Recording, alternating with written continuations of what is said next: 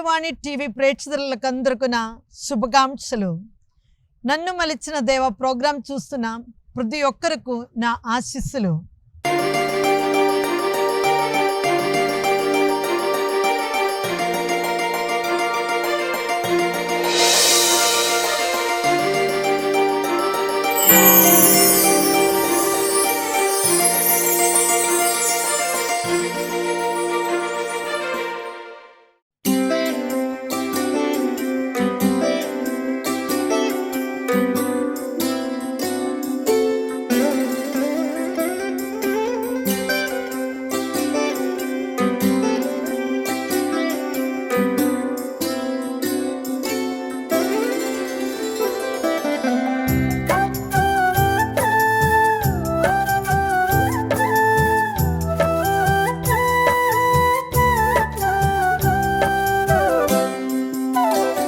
Spirituality course తర్వాత 2000 సంవత్సరంలో నేను కడప డైసిస్కి వెళ్ళాను.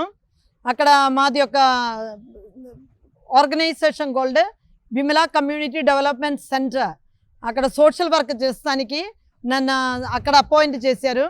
అపాయింట్ చేసిన తర్వాత నేను మహిళల కోసం పిల్లల కోసం చేయడం మొదలుపెట్టాను. ఒక 30 విలేజెస్లో 30 మంది స్టాఫ్ సపోర్ట్ ద్వారా చాలా కార్యక్రమాలు జరిపాం.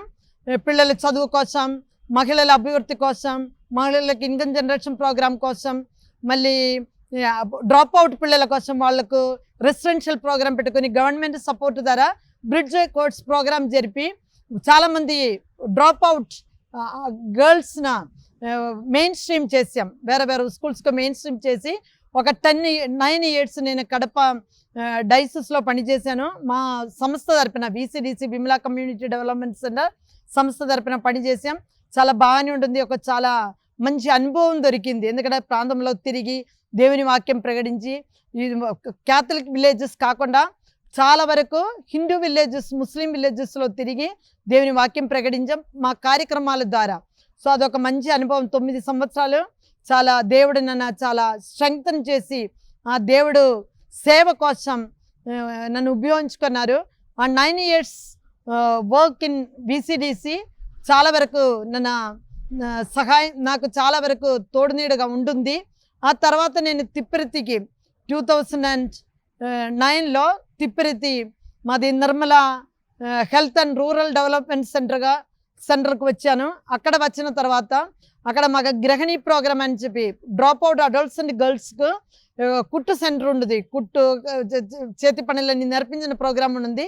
సో ఆ ప్రోగ్రామ్ నడిచిన టైంలోనే నేను కూడా అక్కడికి వచ్చాను. అక్కడ వచ్చిన తర్వాత సిస్టర్ నాకు విలేజెస్లో సోషల్ వర్క్ చేయమని చెప్పి బాధ్యతలు అప్పగించారు. అక్కడ వచ్చిన తర్వాత నేను ఒక 1 year టైం తీసుకున్నాను విలేజెస్ అని నేర్చుకోవటానికి, అక్కడ ఉన్న మహిళలు తెలుసుకోవటానికి, వాళ్ళకి ఏ కార్యక్రమాలు చేయాలని ఆలోచన చేసి నేను మళ్ళీ ఒక 15 villages అడాప్ట్ చేశాను. ఆ 15 villagesలో మహిళల కోసం పనిచేసి వాళ్లకు ఈ SHE సెల్ఫ్ హెల్ప్ ప్రోగ్రామ్స్, మహిళలకు literacy programme, skill training, then computer training, then పిల్లలకు ట్యూషన్ సెంటర్, అలా కొన్ని కార్యక్రమాలు జరిపాం. దానితో పాటు మళ్ళీ మేము ఒక HIV/AIDS అఫెక్టెడ్ పిల్లలకు ఒక హాస్టల్ స్టార్ట్ చేసాం. ఈ పిల్లలు వినుకొండ నుంచి మా హాస్పిటల్లో, వినుకొండ హాస్పిటల్ అప్పుడు HIV/AIDS పేషెంట్స్కి ట్రీట్మెంట్ ఇచ్చినదే గవర్నమెంట్ ప్రోగ్రాం తరపున, బాల వికాస్ తరపున.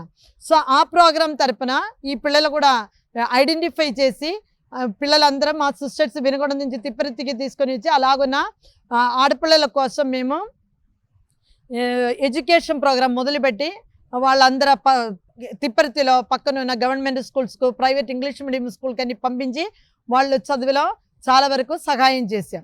సో 9 years మళ్ళీ నేను తిప్పరెత్తిలో ఉండి ఆ తర్వాత నేను సెకండ్రాబాద్కి వచ్చాను. ఆ సెకండ్రాబాద్ వచ్చిన టైంలో TCBCలో తెలుగు బిషప్స్ కౌన్సిల్లో ఒక లేబర్ కమిషన్లో రీజనల్ సెక్రటరీగా పనిచేశాను.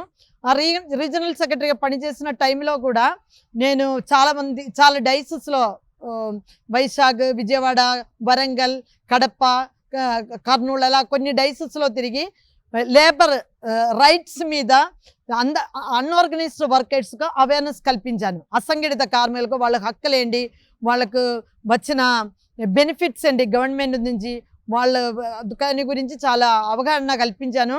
సో అలాగా టీసీబీసీలో ఒక 4 years పనిచేశాను రీజనల్ సెక్రటరీగా. దానితో పాటు మళ్ళీ Swiss League of Catholic Women ఒక ఫండింగ్ ఏజెన్సీ తరఫున కన్సల్టెంట్గా పనిచేస్తున్నాను. ఇప్పుడు 2017 నుంచి Swiss League of Catholic Women కన్సల్టెంట్గా ఒరిస్సా, ఆంధ్రప్రదేశ్, తెలంగాణ, శ్రీలంక ఈ 4 ప్లేసెస్లో నేను పనిచేస్తున్నాను. శ్రీలంక ఇప్పుడు ప్రస్తుతానికి మేము క్లోజ్ చేసాం. సో ఇప్పుడు ప్రస్తుతానికి ఒరిస్సా, ఆంధ్ర అండ్ తెలంగాణ 3 రాష్ట్రంలో మేము మహిళల కోసం, పిల్లల కోసం పనిచేస్తున్నాం. సో దానికి ప్రాజెక్ట్ ఇవాల్యుయేషన్ కోసం నేను అప్పుడప్పుడు ఈ ఆర్గనైజేషన్ విజిట్ చేసి వాళ్ళకి సలహాలు ఇచ్చి వాళ్ళ ప్రోగ్రామ్ ఎట్లా జరుపుతున్నారని సపోర్ట్ చేసి ఇప్పుడు ముందుకు సాగుతున్నాను. దానితో పాటు ఇప్పుడు నేను మెడ్చల్లో ప్రాక్టీస్ చేస్తున్నాను, అడ్వకేట్గా ప్రాక్టీస్ చేస్తున్నాను. మెడ్చల్కి నేను 2023 జూన్లో ఇక్కడ ట్రాన్స్ఫర్ అయ్యి వచ్చాను.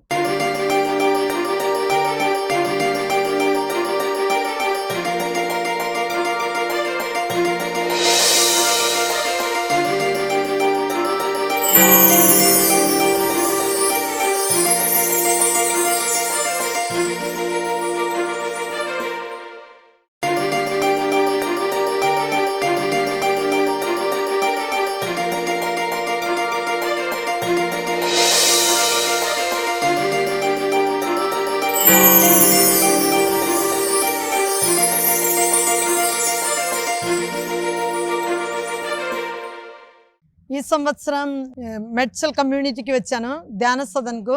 అక్కడ వచ్చిన తర్వాత ఒక 1 month తర్వాత నేను ఒక ఆఫీస్లో జాయిన్ అయ్యాను, లాయర్స్ ఆఫీస్లో. అక్కడ ఆ ఆఫీస్లో జాయిన్ అయ్యి రోజు నేను ప్రాక్టీస్కి వెళ్తున్నాను. మెడ్చల్ డిస్ట్రిక్ట్ కోర్టు మరియు అత్తవల్లి కోర్టులో ప్రాక్టీస్ చేస్తున్నాను. ఎక్కువ సివిల్ కేసులు, మళ్ళీ ఫ్యూ క్రిమినల్ కేసులు కూడా ఉన్నాయి.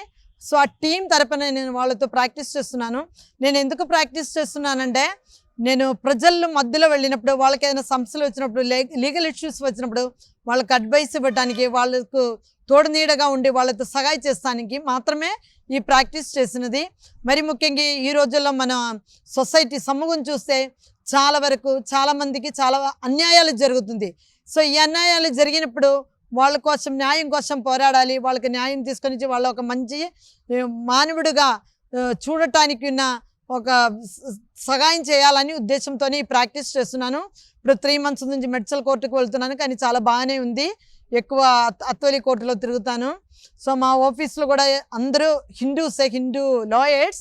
సో అదొక టీం వర్క్, హౌ టు ఎలాగ పనిచేయాలి, వేరే రిలీజన్ వాళ్ళతో, వేరే మతానికి సంబంధించిన వాళ్ళతో ఎట్లా పనిచేయాలని ఒక ఉద్దేశంతోనే ఈ ప్రాక్టీస్ మొదలుపెట్టాను. ఈ ప్రాక్టీస్ వర్క్ ద్వారా నేను చాలా నేర్చుకుంటున్నాను.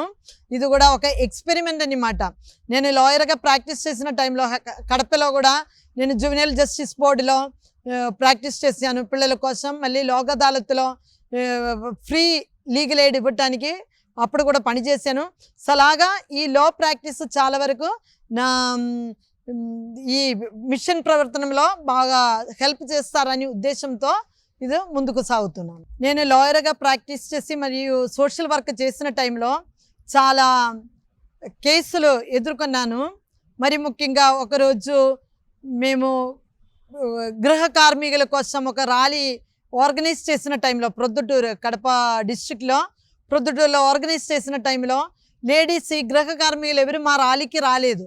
అడిగాను, ఏమైంది మీరు ఎవరు ర్యాలీకి రావటం లేదంటే, అప్పుడు ఒక డొమెస్టిక్ వర్కర్ మీద ఏదో అన్యాయంగా ఒక కేసు పెట్టారు.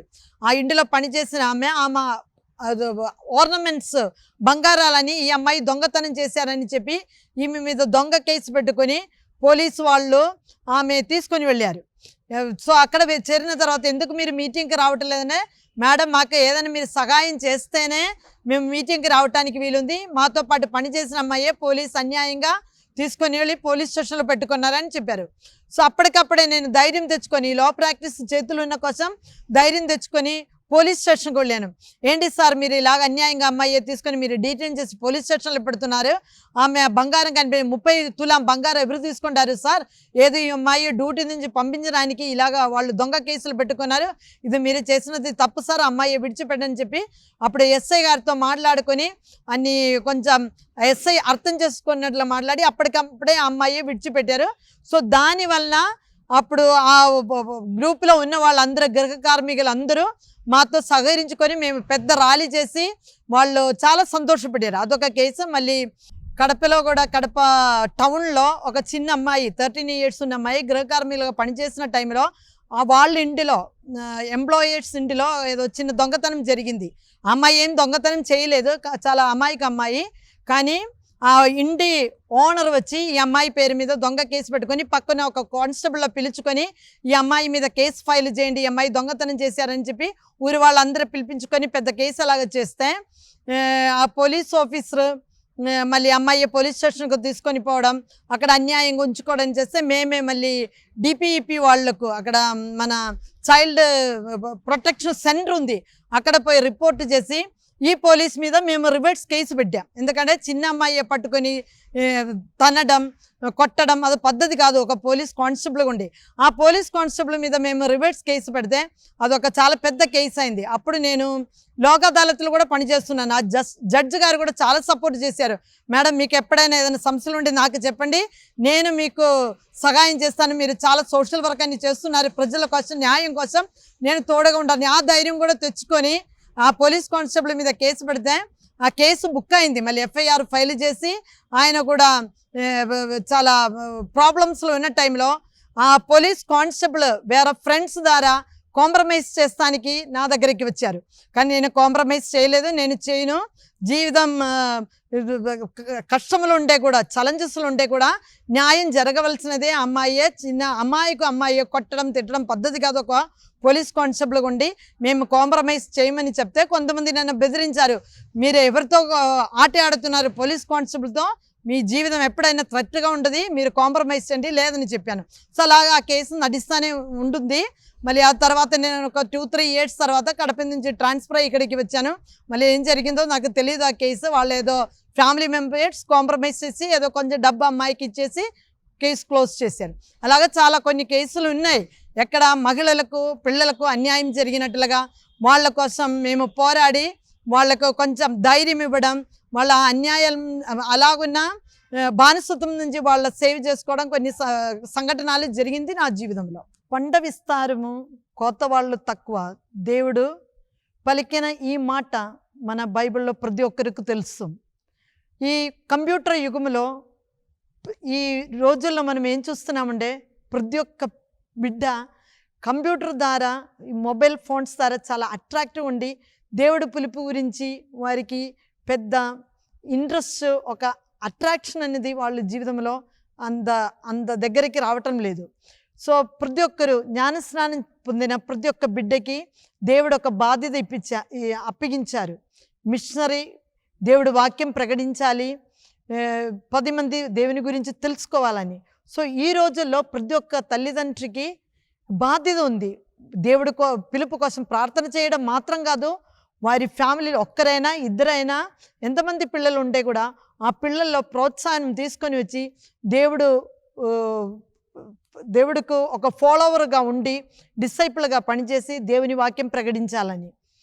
సో నా సందేశం, నన్ను మలిచిన దేవ, ఈ ప్రోగ్రాం చూస్తున్న ప్రతి ఒక్కరికి నా సందేశం ఏంటంటే మీరు దేవుడు వాక్యం ప్రకటించడానికి మీ పిల్లల్లో కూడా ప్రోత్సహించండి, వారి కోసం ప్రార్థన చేయండి, మన సభ కోసం ప్రార్థన చేయండి. సో అలాగైతే దేవుడు వాక్యం ప్రకటించి మనము యేసు ప్రభు నామం అందరికీ తెలియపరుస్తాం. నన్ను మలిచిన దేవ అనే కార్యక్రమం ద్వారా నా జీవిత సాక్ష్యాన్ని పంచడానికి నాకు ఈ అవకాశం ఇచ్చిన దివ్యవాణి టీవీకి నా కృతజ్ఞతలు. God bless you.